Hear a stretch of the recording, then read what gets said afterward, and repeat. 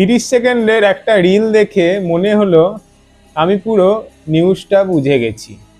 পরে যখন আমি নিউজ পেপার পড়লাম তখন বুঝতে পারলাম আমি খালি হেডলাইনটাই জানতাম। 30 সেকেন্ডে তুমি নিউজ দেখছো, কিন্তু তুমি সত্যিটা কতটা জানছো? আজকাল আমরা রিলস বা শর্টস দেখে নিউজ নিচ্ছি, খুবই ফাস্ট, শর্ট আর ইজি। কিন্তু সমস্যা এখানেই, একটা কমপ্লেক্স খবর কোনোদিনই 30 সেকেন্ডে জানা সম্ভব না, বা 60 সেকেন্ডেও জানা সম্ভব না। অনেক তথ্যই থাকে না, কনটেক্সট থাকে না, ডিটেলস থাকে না, অনেক সময় হাফ সত্যটাই জানা যায়।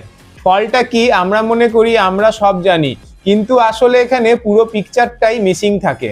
সিম্পল একটা হ্যাবিট ফলো করো, নিউজ পেপার বা ই পেপার পড়ার চেষ্টা করো। ফাস্ট কন্টেন্ট তোমাকে আপডেট রাখে, কিন্তু ডিপ আন্ডারস্ট্যান্ডিং দেয় না। আপডেট হওয়া ইজি, কিন্তু ইনফরমেশন রাখা আলাদা ব্যাপার।